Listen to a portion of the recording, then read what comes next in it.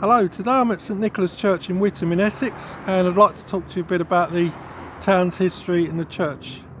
So Witham is 8 miles from Chelmsford. It's 13 miles from Colchester.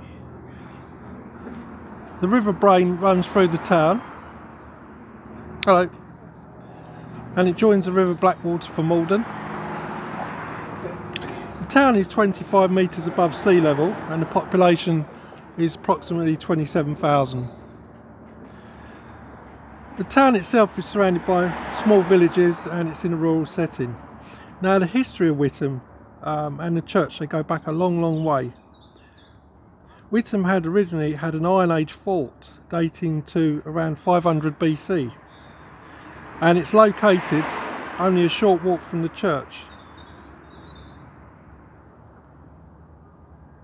Now interestingly, the Romans decided to establish their settlement around a mile away from the Chipping Hill fort, and in the nearby village of Cressing the Roman military burnt down 17 roundhouses in retaliation for Queen Boudicca's revolt and uprising in 61 AD.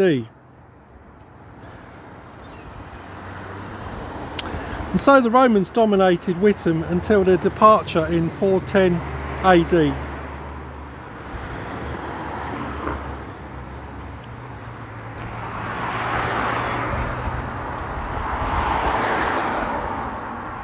Now the Saxon population soon retook the high ground and they built an additional ring of earthworks encircling the Iron Age fort, and a significant settlement was soon established, and also the building of a church where it stands today, and it would have resembled that of Greenstead's wooden church in Ongar.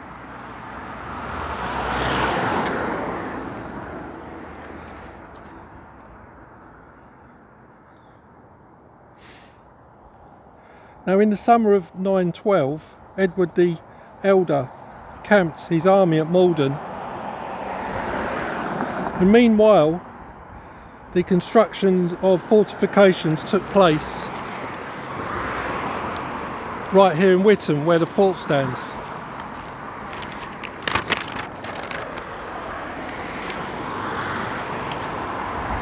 And this would have been known as a burh, and this was designed to block the movement of the Danish Vikings who held nearby Colchester.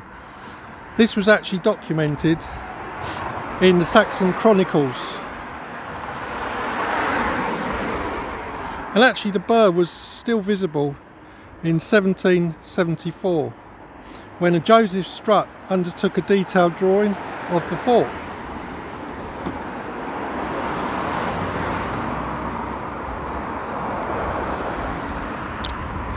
Now the name Witham it originates,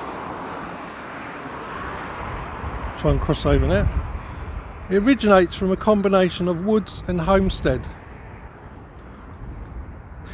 Now in 1066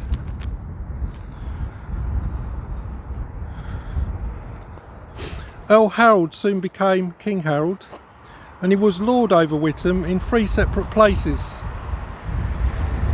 along with Berhard of Mendlesham, who retained the last lordship. Now, by 1086 the population of Witham had swelled to 104 households, putting it in the largest 20% of settlements recorded in the Norman Domesday Book.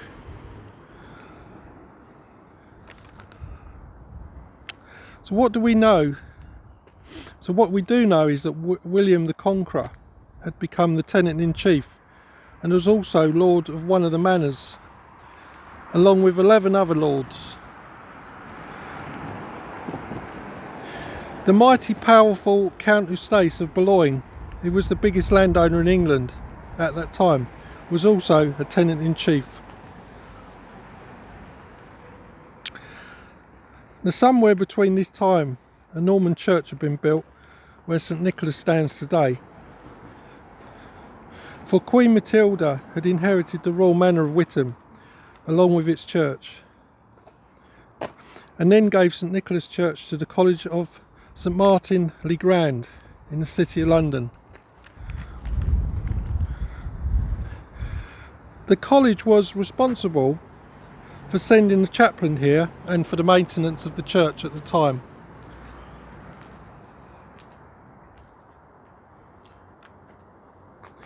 In 1136, Queen Matilda had given the manor of Witham, along with its neighbouring Cressing village church, to the Knights Templar.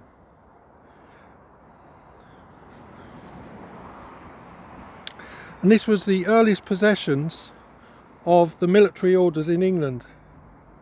By 1185, a detailed list of the lords,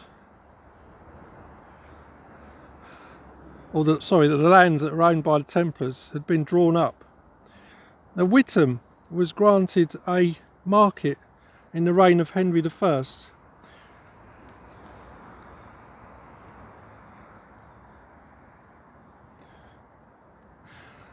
And so the market carried on to the Knights Templars under King Stephen around 1199. And by 1338, the Order of Knights Templars were no more. Their possessions and manors of Witham and Cressing passed on to the Knights Hospitaliers. But the Church of St Nicolas was left well alone, still being owned by the College of St Martin le Grand. It's around this time that St Nicholas was more or less rebuilt to serve the flourishing market town of Witham. In fact, around this time, the town had become centre of the wool trade.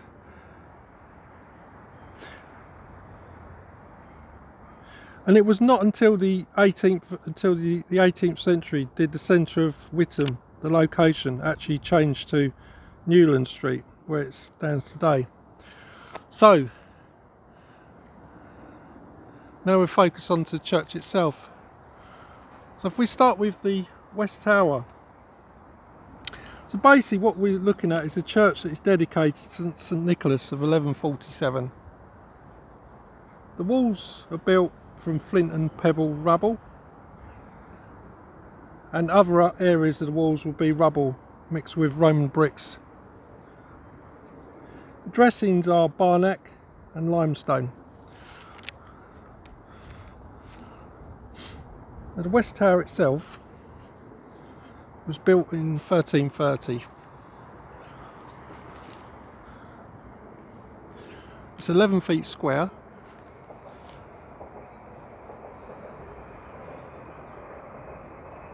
And if you look at the top, the rainwater comes off through gargoyles. Originally the tower had a wooden turret. By 1743 it had decayed and was replaced by what you see today. Also, that clock on the top there is from 1887, and that's to celebrate the Golden Jubilee of Queen Victoria. What I also noticed is that the footpath here that runs all the way round perimeter, so we're on the west side now, are actually made of headstones.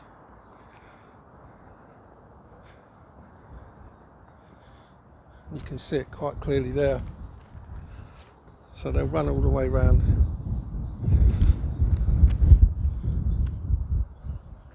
It's quite incredible. This is the original recycling.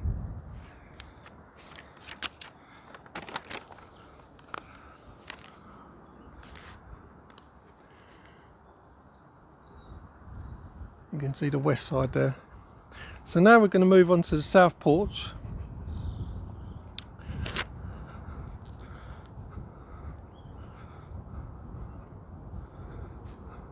Which is there.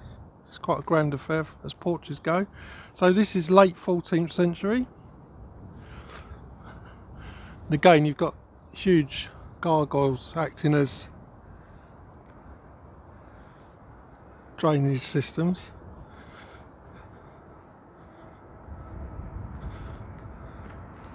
Now if you look at the arches there, Both the arches are made of Barnack stone from Lincolnshire. And you can see, considering they're 14th century, they're weathered really well.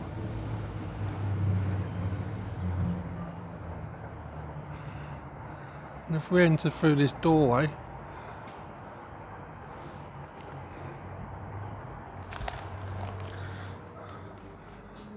now into the south porch itself. So this is the south door archway, and it's most likely from an earlier Norman church. It's of exceptional quality. A local stonemason was listed as living here in 1185 on the rolls of the Knights Templar. So it could well be that he was involved with this. If we look on either side, the door is flanked by two heads, stone heads. Local tradition says that the heads represent King Stephen and Queen Matilda.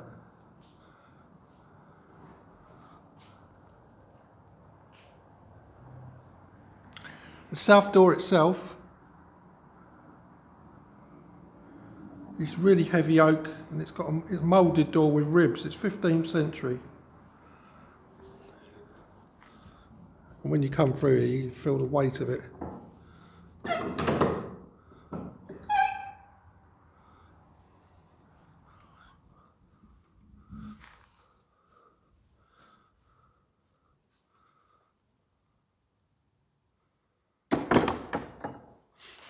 It looks like it's got a Victorian lock added to it. Quite amazing door.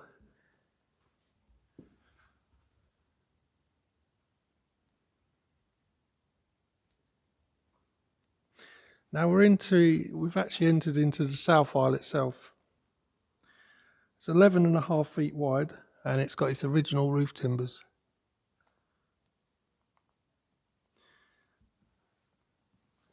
As you enter the church, you have the items that are for sale, postcards and a visitor's book, etc.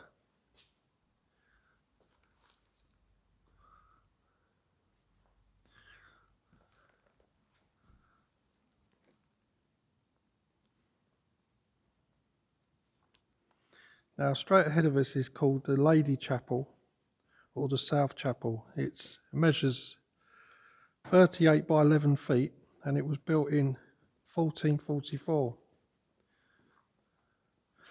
The windows inside the chapel are 15th century.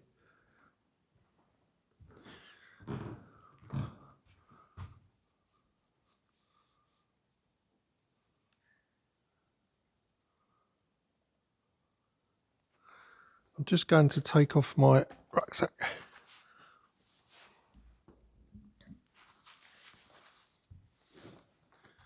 That's better. Now what you're faced with on the wall here, from memory, I think this is a 12th century coffin lid.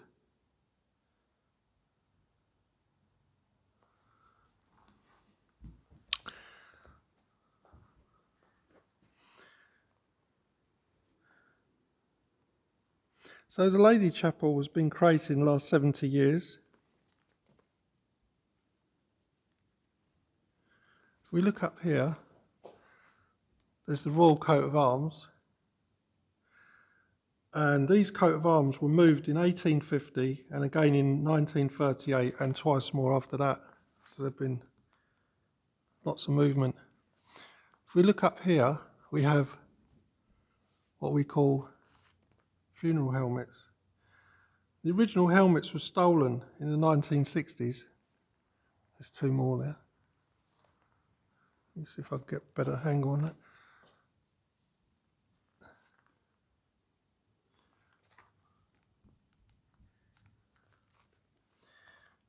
And they were recovered and now they reside in Tower London.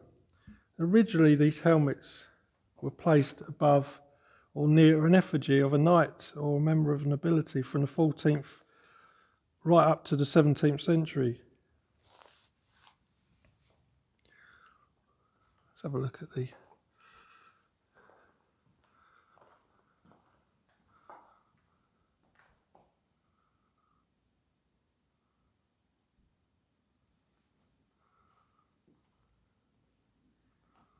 Well, we'll walk back through.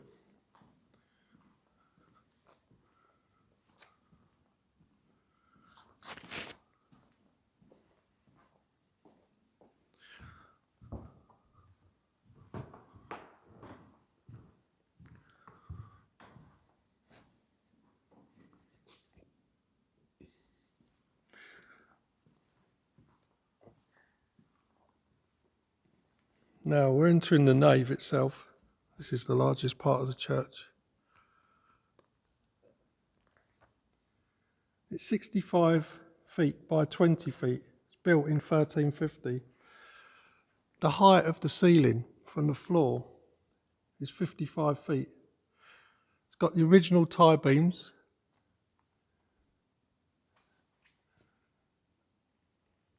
This is incredible for the age. The arcades, which are these columns, are built of clunch. And clunch is a hard chalk, and it comes from Bedfordshire. And if you look, you can see where it's been repaired. You can see where sections have been cut in or cut out. You can also see some of the medieval graffiti, which is very common in churches. These pews are from the 19th century. Now, right in front of us is the tower, and we can go inside.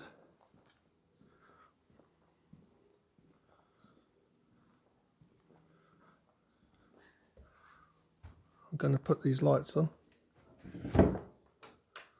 There.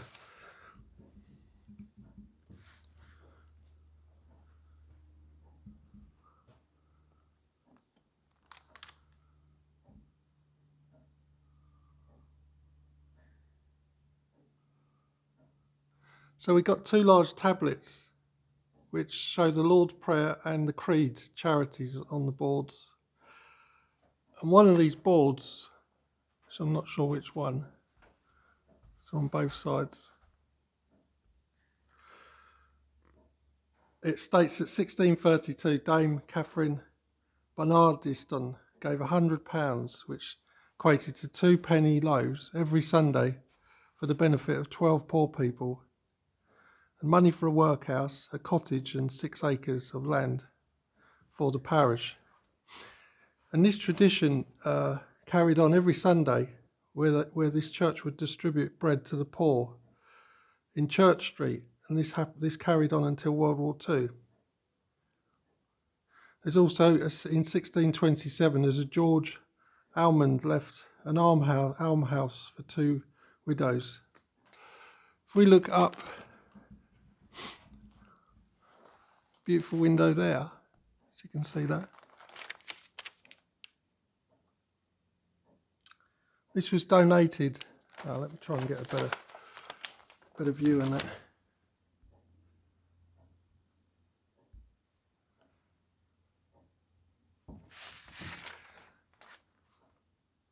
This window was donated by Sir George Gilbert Scott. He was a prolific Gothic revival architect for over 800 buildings, including churches, cathedrals, workhouses, and this includes the world famous St Pancras Station in London and the University of Glasgow. And he even designed Christchurch Cathedral in New Zealand.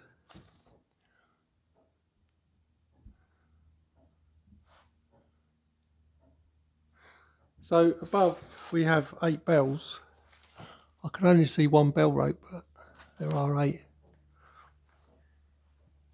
I'll turn these off. Oh, just one other thing. It was pointed out to me that this wall might be actually the original Saxon, or what was left from the Saxon original church here. So the foundation. So above we have 8 bells.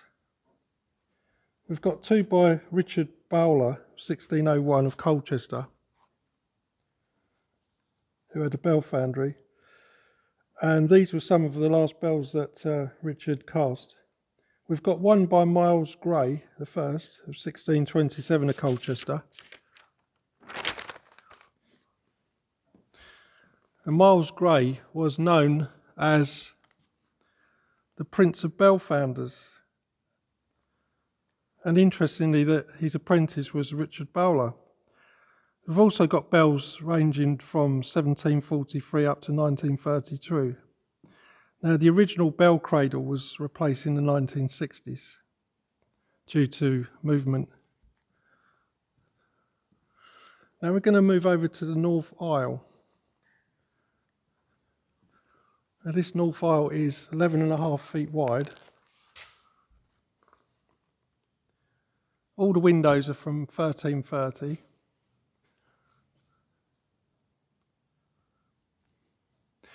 This doorway here, which is in front of us, is from the 14th century. It's blocked. This also has the original roof. Now in the corner here, we have the tomb of John Southcote and Elizabeth Robbins. Now, John was an English judge and a politician during the reign of Mary I and Elizabeth I, and he was a member of the Middle Temple of the English Bar of Barristers.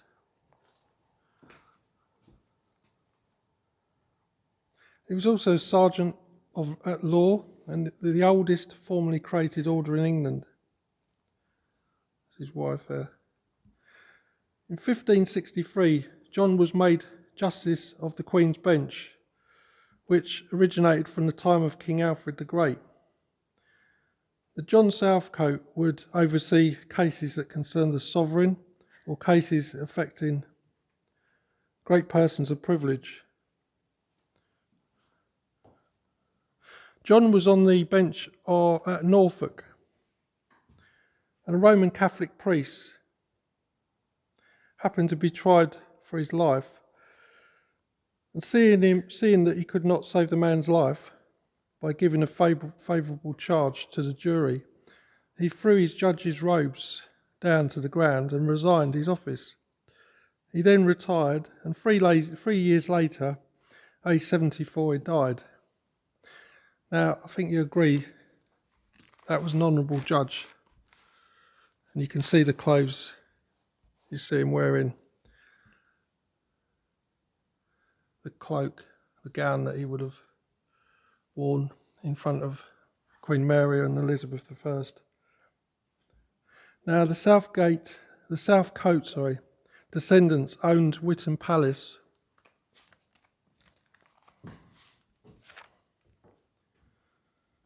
And 6 generations of his family are buried under the North Chapel.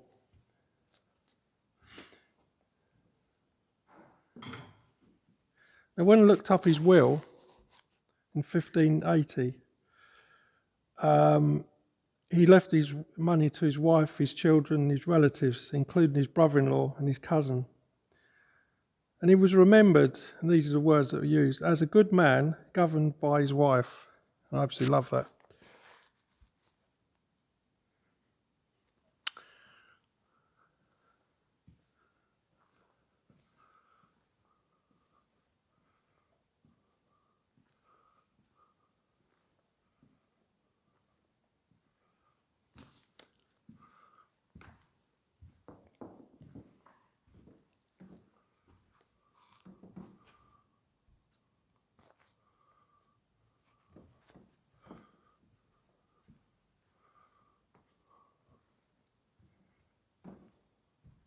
Just trying to get my bearings. I lost my bearings a little bit there.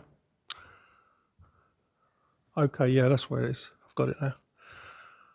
Right, so where that organ is, that's the North Chapel. It's quite small. It's 15 by 12 foot. Originally, it was dedicated to St John the Baptist. And originally, the rood staircase from the 15th century would go from here. It's now blocked up.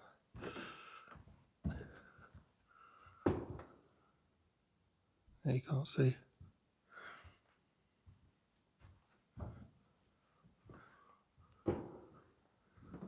Look from here. Now originally,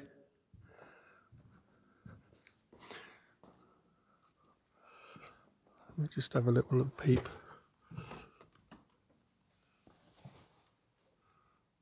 Yeah, it's in there.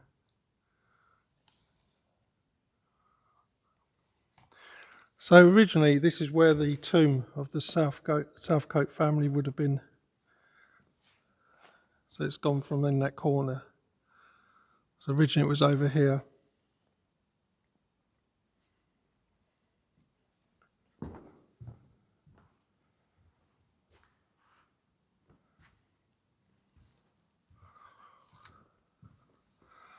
Now, over here, through that door there, and there'll be another door on the other side, is the vestry, which is 20 feet by 11 feet. It's also built around 1366. And originally it was 2 stories high.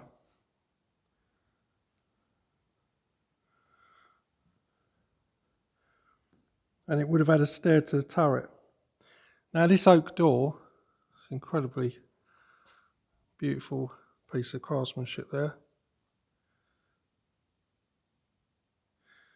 It's moulded ribs with 2 strap hinges. So you can see them there, running under the oak ribs. Now that handle is described a circular pierced scutcheon plate with a drop handle. So it's the original 14th century door. So inside there, the floor was removed. And then what they've done, they've cut a new entrance to the outside into the cemetery. So it saves you going all the way through the church. So the church meetings would have taken place here. Inside, there are some tiles from France dated from 1430. And they were brought over by Sir John Montgomery, who may have witnessed Joan of Arc, who was taken prisoner at the time. Incredible history there. Now, I've gone into the chancel itself, which I'm going to turn around. Oh. One day these steps will catch me out. So the chancel itself is 39 by 20 feet. It's 14th century. And the window is also 14th century, at least the stonework is.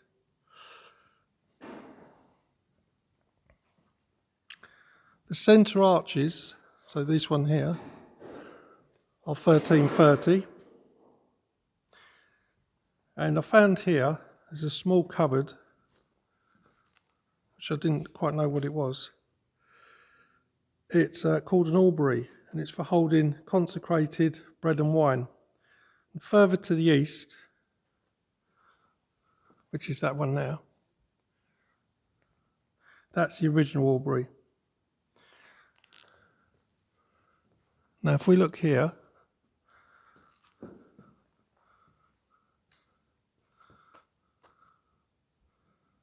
this is a reredos, I think they're called. And starting from the left, we've got St Ced, St George and St Nicholas. In the middle, we've got Jesus, Mary and St John.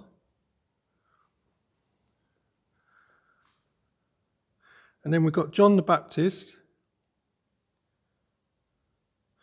And in the middle, we've got, let's have a look if I got that right.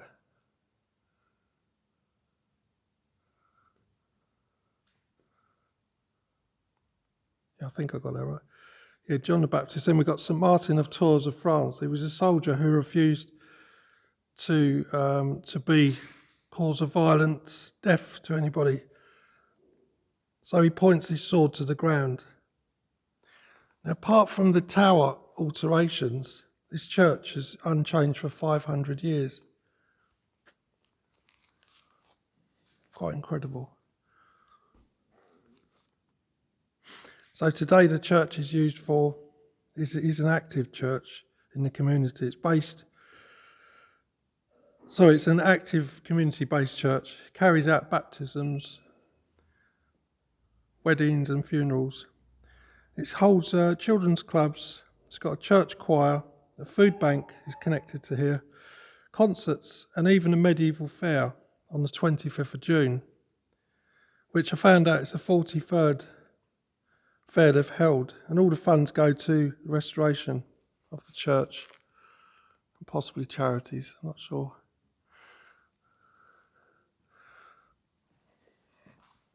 We'll have a quick look around and we'll go outside. So some of the ancient stonework there. This, I guess, is where the priest was set. You can see the wear and tear. Bit of graffiti there in the corner. So it looks to me, without doing any research, this is one of the original pews. Let's have a look from here. Yeah. So, fantastic church. And what's really nice, it's left open. So as I do often, go outside. Oh, that step almost got me again. And we'll have a look around. Prayers for Ukraine, which I understand most of the churches in England are holding services for people of that area last Sunday. I'm just going to, if you excuse me, I'm just going to put the rucksack back on.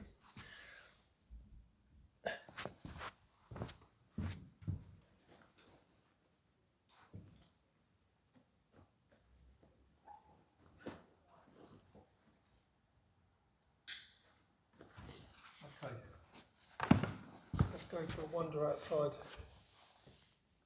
There you go.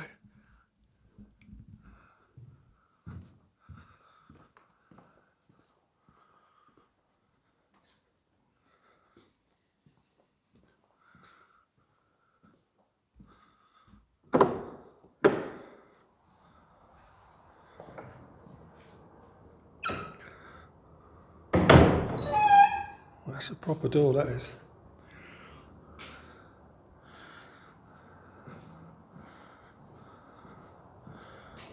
It's a gorgeous sunny day today. It's about 6 or 8 degrees. It's got a bit of a wind. So I did notice this headstone when I came in. Considering it's 1700, it's got a lot of detail there.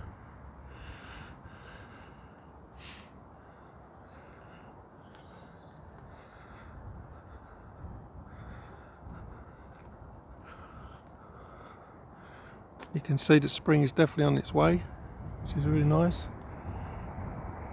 You can see one of the giant gargoyles there, which I've not seen before, of that size. So to think this structure has not changed in 500 years is quite impressive. There's a lot of things that have happened in 500 years.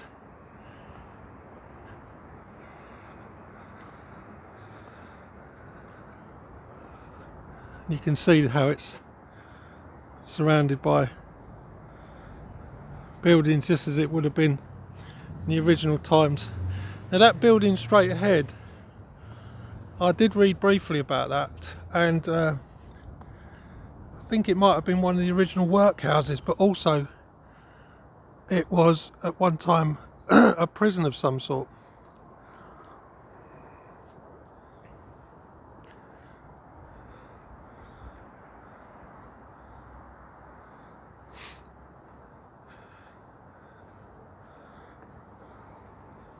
So you can see the vestry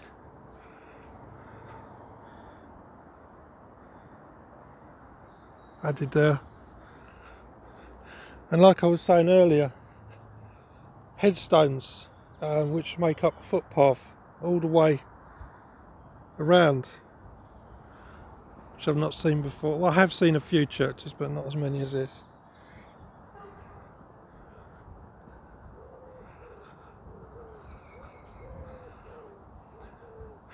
This would be the door that I was talking about. They opened up through the wall, the vestry, to gain access from the outside.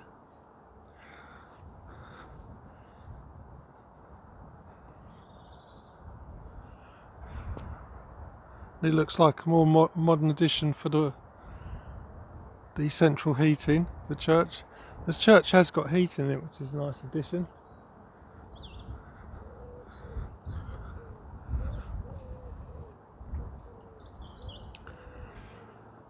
If you look in the walls, you can see the use of Roman bricks.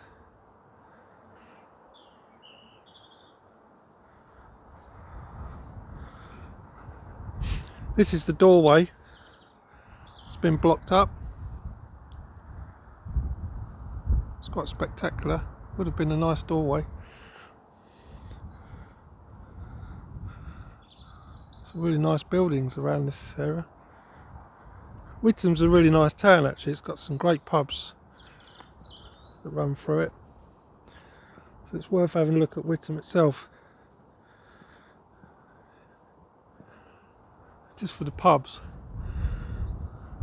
There's the more recent addition from the outside.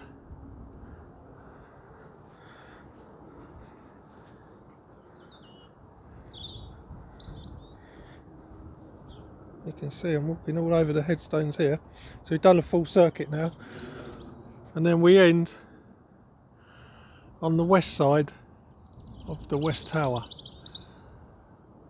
And again you can see the use of Roman bricks. So I hope you enjoyed that. Thank you very much.